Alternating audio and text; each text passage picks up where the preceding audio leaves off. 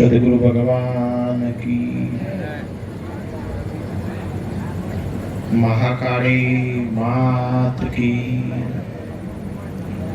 गुरुर् ब्रह्मा गुरुर्विष्णु गुरुर्देवो महेश्वरम् गुरुर्साक्षात् परं ब्रह्म तस्मै श्री गुरुदेव नमः। त्वमेव माता च पिता त्वमेव बन्धो च सखा त्वमेव विद्या द्रविणं त्वमेव सर्वं मम देवं देव। पाटण जिल्लाનું રૂડો રૂપારો ગામ સાગોડિયા। આ સાગોડિયા ગામની પાવન અને પુણ્યશાળી ઉપર મહંત શ્રી મહેન્દ્રનાથ બાપુને આ પ્રસંગની અંદર નામી અનામી સંતોને બોલાવી અને એક ભંડારાનું આયોજન કરેલું છે।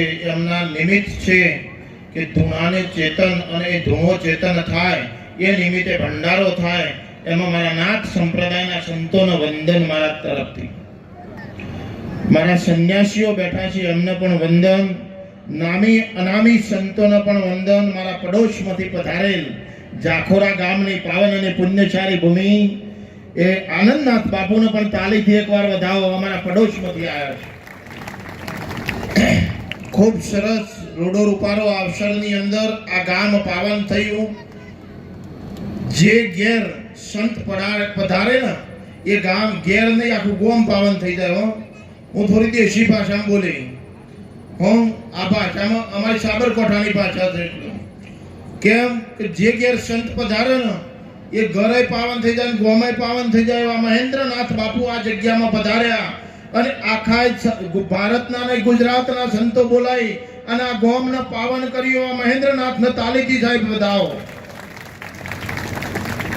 એવો ઊંચો નાદ કરો ભગવાન શિવનો, વો હર હર મહાદેવ કી, દત્તાત્રેય ભગવાન કી, ગોરખમચંદ્ર નાથ કી। ઉભારેલા ભાઈઓ મિત્રો, જેમ ઉઘરોણી આવ્યા એમ બેસી જાઓ। આ ઉઘરોણી કરવાની નથી।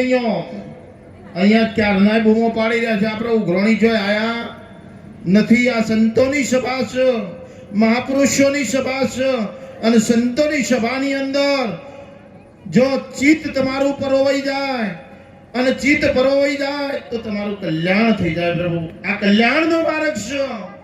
ભેખ એ અગ્નિનું સ્વરૂપ છે અને અગ્નિના નજીક જવાથી શાંતિ સવાય છે, બળીએ જવાય છે। એટલે આ અગ્નિનું સ્વરૂપ છે। સંત એ પરાકાષ્ઠાની ભૂમિ છે અને સંતની ભૂમિકા કોઈ જુદી છે। પ્રભુ માતાઓ, બહેનો અને વડીલો, ભાઈઓને મારા અંતરના ભાવથી આ જગ્યા ઉપર આવ્યો છું અને નિમંત્રણ આપ્યું છે, તો મારા અંતરના ભાવથી તમને બધાનો આશીર્વાદ છે। પ્રભુ પણ સંતોના નજીક રહેજો, સંતોના નજીક રહી સદગુરુ મહારાજની કૃપા ઉતારજો। જો સુધી તમારા ઉપર સદગુરુ મહારાજ સંતોની કૃપા નહીં હોય ત્યાં સુધી આયેલો ફેરો સફળ નહીં થાય સાહેબ। આ સફર કરવાની કોઈ ચાવી હોય તો અમારા સંતોષ સાહેબ। સંત બરોબર મારાથી જપટ નમાવો શીશ, એક ગુના તો ક્યાં લાખો ગુના બક્ષીશ। તમે લાખો ગુના કર્યા હોય પણ સંતનું ચરણ પખાડો ને, બધાય ગુના ભરીને ખાક થઈ જાય સાહેબ। આ સંતની ભૂમિકા છે અને સંતની ભૂમિકાની અંદર બડા બડા ઋષિઓ થયા। આપણા ભૂમિકાની અંદર આ એક જ દેશ એવો છે જેના પાછળ મા શબ્દ લાગે છે। અનેક દેશોથી જો મા શબ્દ નહીં લાગતો હોય સાહેબ, તો આ એક ભારતની ભૂમિ માની ભૂમિ છે, ઋષિઓની ભૂમિ છે। આ જ ભૂમિની ઉપર સંતો અને ઋષિઓ થયા છે અને એ ભૂમિની ઉપર કોરોનો કાળ આવ્યો પણ બીજા દેશની અંદર જોજો તમે હાહાકાર મચી ગયો। પણ જેને જોડે પુણ્યનું બળ હોય ને, આપણે બધા જે બચ્યા છીએ ને એ સદગુરુ મહારાજ સંતોની અને પુણ્યના બળથી બચ્યા છીએ સાહેબ। આપણી જોડે ધર્મ હતું, ધર્મ વગર કોઈ બચી શકે? તમે કંઈક ધર્મ કરી તો જો કરણને ધર્મ કરી તો તે ત્યાં એને શું મળ્યું? એને પ્રાપ્ત થઈ જો એક ઓગરી મોટામાં ગાલવા તો આપણે કંઈક ક્યાંક આ સંતોના જમાડ્યા છીએ, સંતોને કંઈક દક્ષિણા કરી છે, સંતોને સાલ આપી છે, જે મળ્યું છે એ આપ્યું છે, પણ એનું નામ ધર્મ છે સાહેબ.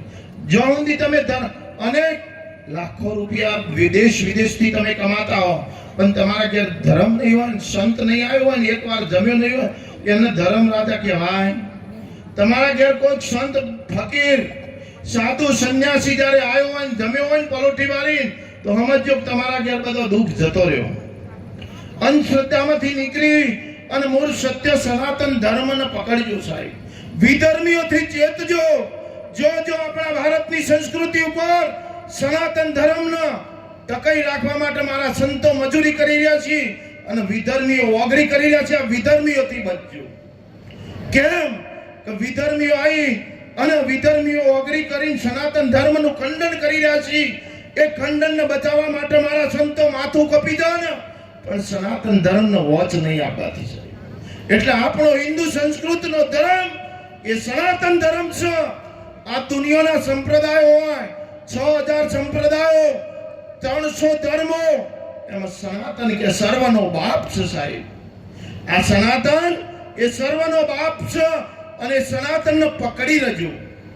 આગા પાછા જોઈ વાડોમાં ન જતા સાહેબ. કેમ કે મારી બાજુ ગઢ મડાણાથી મેદરા, અત્યારે હાલ મેદરા સિદ્ધપુરની બાજુમાં ગિરિબાપુ પણ પધાર્યા છે અને ગિરિબાપુ પણ સનાતન ધર્મ ઉપર ખૂબ સરસ બોલી છે. સત્સંગ પણ કરી છે અને સનાતન ધર્મનો વોચ નથી આપવા દેતા. જોજો ગાય માતા, હિન્દુ માતા, રાષ્ટ્ર માતા તરીકે જાહેર ન થાય ત્યાં સુધી અમારી મીટિંગો દરેક જગ્યાએ દરેક જિલ્લાની અંદર ચાલુ રહેશે. ચાલુ જ છે અત્યારે. આ જો દીકરી ઉપર પ્રહારો થતા હોય તો અમારા સંતો ઉપર ફોન કરજો સાહેબ.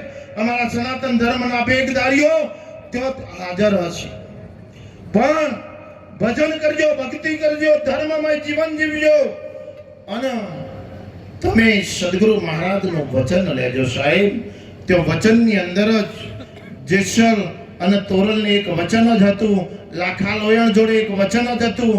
વચન આર વચન પાર વચને ઓદર્યા ધ્રુવ ન પહેલા.